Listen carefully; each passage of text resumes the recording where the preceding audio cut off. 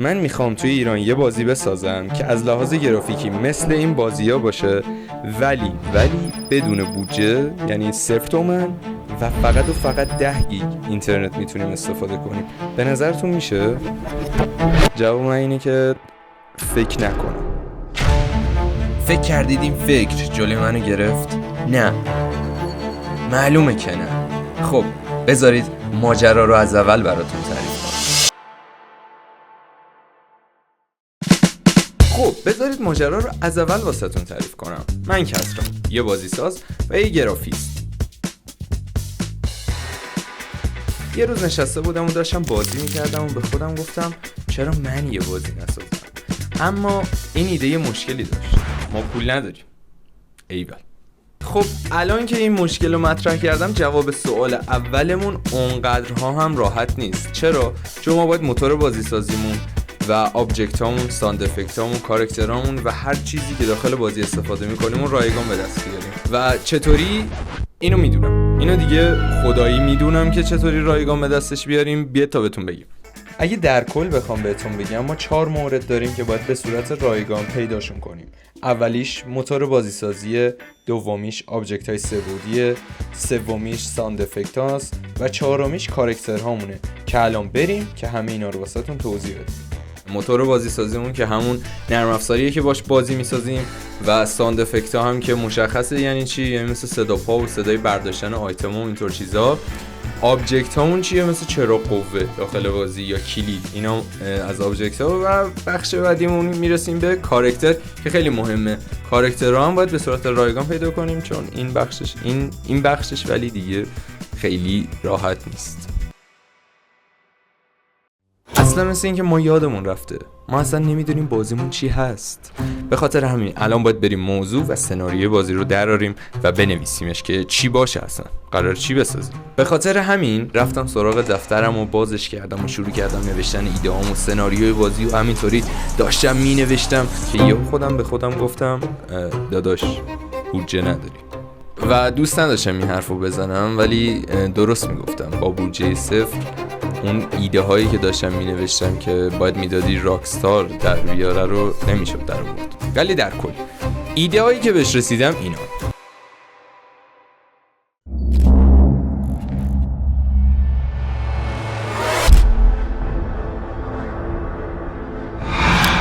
سبک بازی ترسناک، اما نه فقط به خاطر هیوله ها یا تاریکی.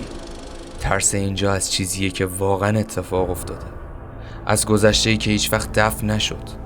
داستان از یه صبح شروع میشه وقتی که رایان میفهمه دوست دخترش مونلایت ناپدید شده. هیچ نشونی ازش نیست، فقط یه نامه، یه سرنخ مبهم، یه مسیر تاریک. اما سوال اصلی اینه مونلایت کجاست؟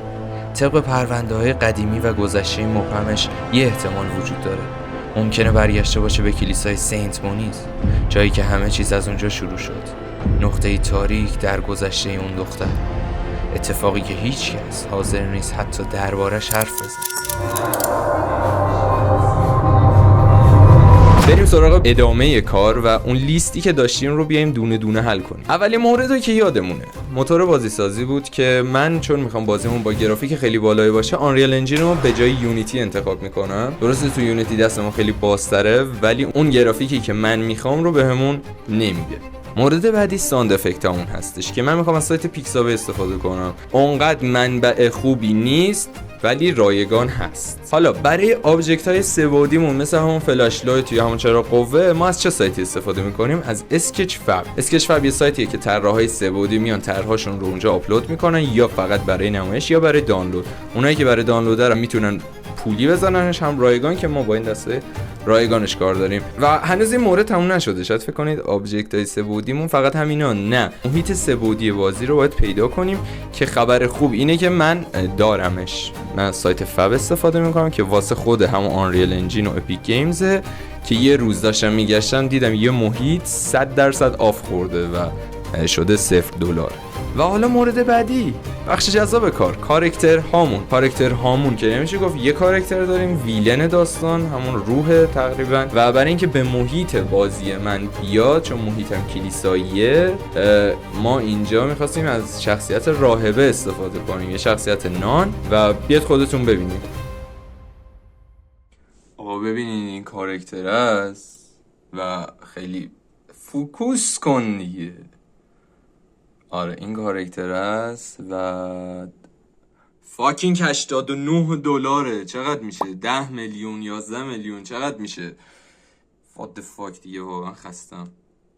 30 دقیقه بعد آقا ناامید نشدم، پیدا کردم اینو، فریه، میشه دانلودش کرد راحت، همین الان میتونم بزنم دانلود. و این بود بخش اول ساخت بازی. خب آقا یه لیست جدید داریم واسه مرحله پروداکشن کار، همون مرحله ساخت بازی دیگه، آماده سازیش و اینطور چیزا. اولین کاری که باید بکنیم آماده سازی آبجکت. نشونتون دادم راستی لیست. بخش اول آماده سازی آبجکت هامونه. یعنی چی؟ یعنی همون مثلا چراغ قوه و اینطور چیزا که داخل بازی وجود داره، یا حتی درها هم من خودم شخصا جزو آبجکت ها حساب میکنم که دیگه بذارمش تو این دسته و همشو انجام بدم. کلا هر آبجکتی که تو مپ داریم رو آماده میکنیم که دیگه بریم سراغ بخش بعدیش چیه؟ یو آی بازیه. یو آی مثل همون منو یا اینونتوری اینطور چیزا، اولین چیزی که خود گیمر میبینه و توجه گیمرها جلب میشه یو آی بازیه. یو آی بازی باید خیلی خوب طراحی بشه، به خاطر همین منم وقت گذاشتم و یه یو آی خفن واسش طراحی کردم.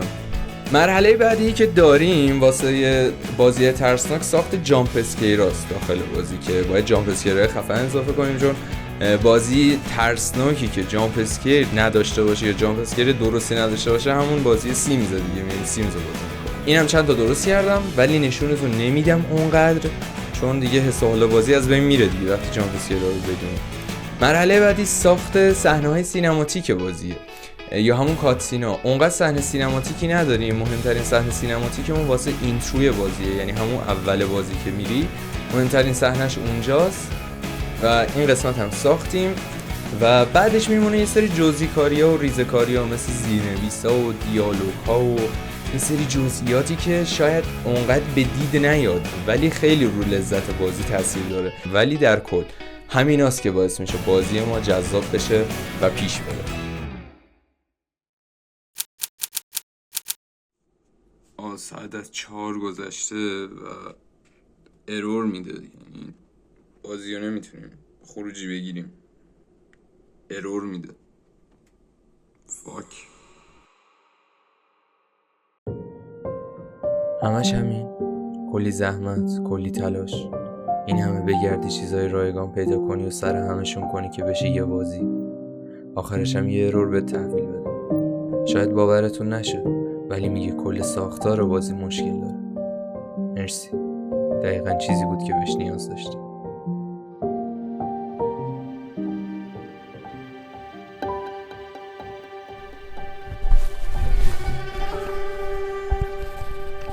کادر درسته؟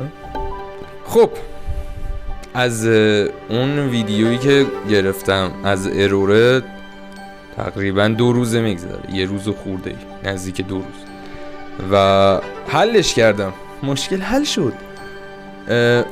درست واقعا داشت از کل ساختار بازی ایراد میگرفت، بهش میگن استراکچرها و خیلی چیز عجیبی بود، ولی در کل مهم نیست، حل شد. الانم بریم یه گیم پلی ازش ببینیم و وقتی برگشتید کلی حرف دارم باهاتون و بعد گیم پلی میبینم.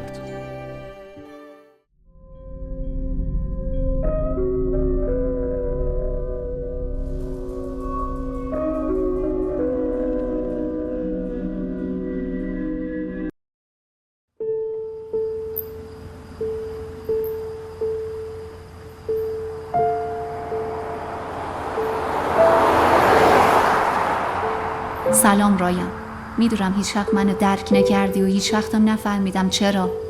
من دارم برمیگردم اونجا چون دیگه نمیتونم تحمل کنم. از رویاهایی که میبینم، از چیزایی که میبینم خسته شدم. میخوام برگردم و باش روبرو بشم، برگردم جایی که همه چیز شروع شد. فقط امیدوارم این دفعه منو بفهمی و درک کنی. دوستدار تو مونلایت.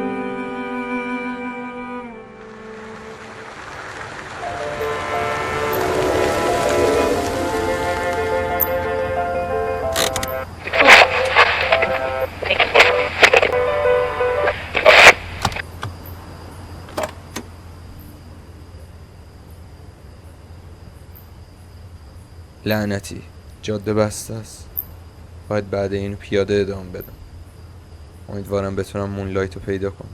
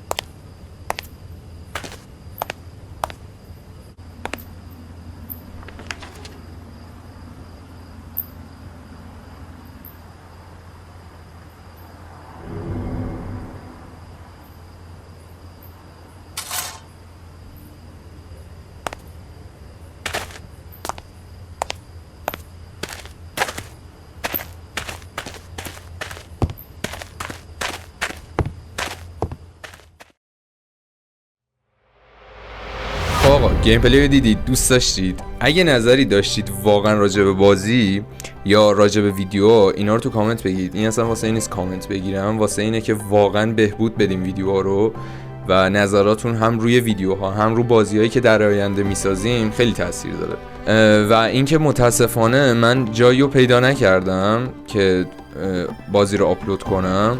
بازی نزدیک 10 گیگه، 9 گیگ خورده ایه همینطوری که دارید میبینید. ولی در آینده حتما با هم یه محیطی میسازیم که بازی‌های آینده و هر چیزی که با هم میسازیم رو اونجا میذارم، میتونید تست کنید، میتونید بازی کنید. آره ولی فعلا نداریم اون منابع رو که بخوام همچین محیطی رو آماده کنم، اما یه روزی میرسیم، واقعا یه روزی میرسیم به اون نقطه. اگه میخواید بازی بعدی رو ببینید که چی هستش و چطوری قراره ساخته بشه، روی این ویدیویی که میاد رو صفحه کلیک کنید و تا ویدیو بعدی میبینمت.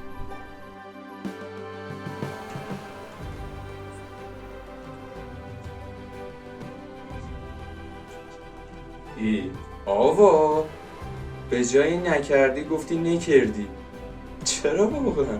میخواستم بگم نکردی، لحظه‌ام زد بیرون گفتم نکردی. از اول رکورد کنی؟ نه بابا، حالا اصلا نیازی نیست، همینو میذاریم. اتفاقا فان شد الان که فکر میکنم، خیلی بچه‌ها حال میکنن با این قسمتش.